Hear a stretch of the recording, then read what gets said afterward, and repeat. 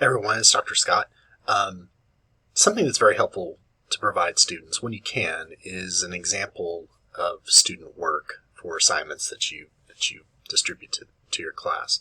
I think it kind of demystifies what students are asked to do when you provide, here's an example of a student essay that I thought was decent, or here's even one that I thought was problematic, or one that I thought was excellent. Giving students something to kind of start with. They need to be able to demonstrate their own creativity,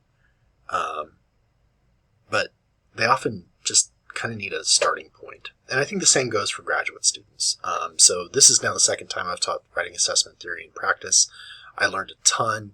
If you talk to any of them, and I call them survivors of that class, because I assigned way too much reading.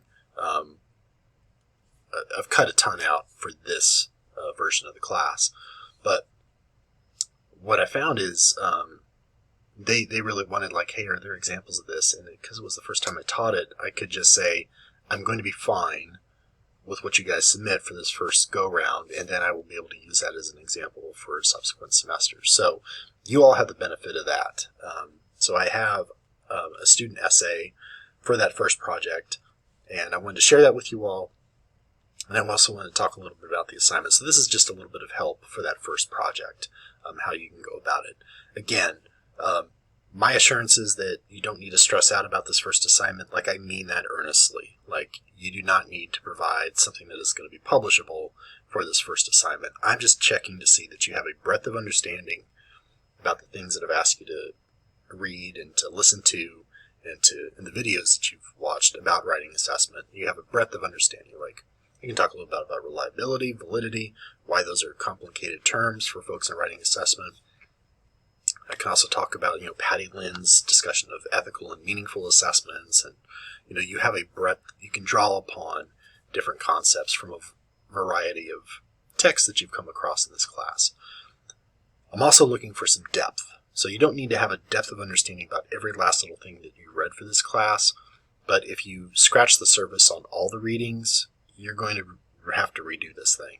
And I'm not trying to scare you. I'm just saying, like, if you give me some basic stuff, like, you'll get a basic grade on the assignment, and I'll just ask you to revise, and I'll give you some pointers about where you might provide a little bit of depth of understanding about some of these concepts. So breadth, depth, that's what I'm looking for. Let me switch screens. I'm going to put the prompt up for this assignment, and then I will quickly talk you through a sample student essay. Here we go. Here's a prompt for the first assignment. It's the Project 1 triple or the Quad C assessment statement analysis conference on college composition and communication. That's our big disciplinary organization in composition studies. They came together and they've reissued this assessment statement a few times, but they have, like, here's our position on assessment. So they collected some scholars, some noted folks on assessment. I think Brian Hewitt was definitely one of them. And they came up with this statement, this position statement. So it's got a lot going on in here. There's a lot of things to talk about, a lot of things to think about. Classroom assessment, program assessment. You read that, have a good understanding of what's going in it, and then what I'm asking you to do is to write about how that position statement touches upon the things that you've read so far this term. So this is due at the end of week 3, and I want you to draw upon the histories that you've read. That was week 1. The writing assessment theories, that was week 2. Writing assessment practices, that is week 3. And then what do these histories, theories, practices, how do they connect with that position statement, this position statement here? Again, I'm looking for depth and breadth, and I put together a sample for you all. So this link here, that will take us over to an example, and this is not, Trixie Mattel was not in my class, so I try to give pseudonyms. And this was the student's essay, and I wanted to provide you all an example of one that did something a little bit off the beaten path, which I was fine with. It wasn't like, oh yes, the C's position statement is awesome. it said, I'm a little conflicted here. Like, there's some things I maybe disagree with. I think the student maybe misread a little bit of the statement, but what the writer was able to do was to show me that they had a breadth of understanding of the things that we've talked about and depth in places. And there might have been one or two places where the writer could have done a better job, but generally, I thought the writer did a solid job. The way that the writer organized it, I thought was pretty smart. It's probably how I would go about it, and it's the way I'll recommend that you all go about organizing your essay in response to this first assignment. It's here's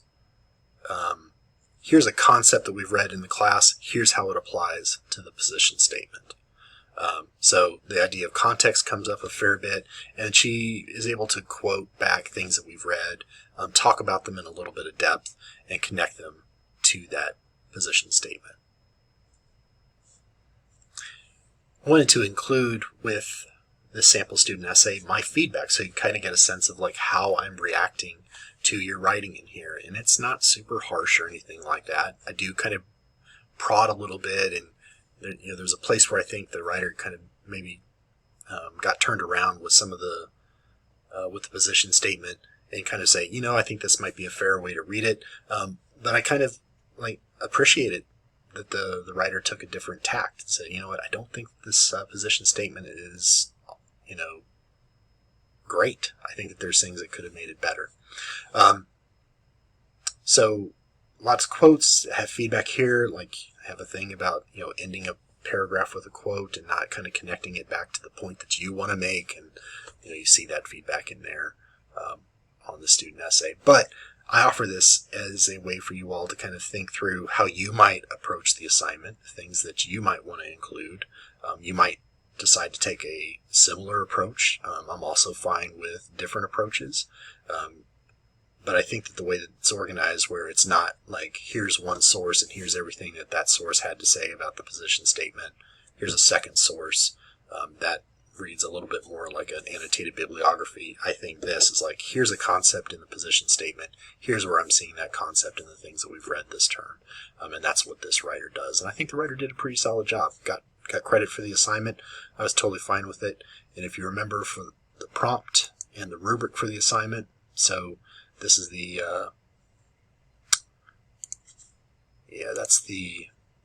this is the prompt for it, and this is more or less the rubric that I'm using in Blackboard. Depth, there might be a couple places where I think you might have showed a little bit more depth, or you might have connected it to one or two other places. That's fine. This is just to kind of check, are you engaging with the material? Are you learning something? And can you show me that in the context of this position statement? So hopefully this was helpful. Hopefully you get a sense of what I'm looking for in this first major assignment. You get a sense of like where the bar is for it. Again, I'm not looking for something publishable. I'm looking for, did you engage with the material? Do you have a depth of understanding of some of the things that you read? And are you able to draw upon a variety of different readings? Something from the history week, readings from theory, readings from the different practices that we thought about.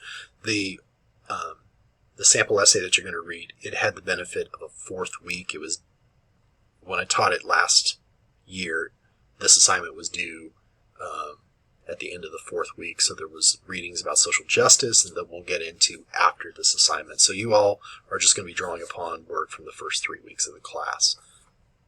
If you have any questions, please let me know. I'd be happy to read drafts. I'd be happy to talk to you about your ideas, just in forming an outline for the assignment.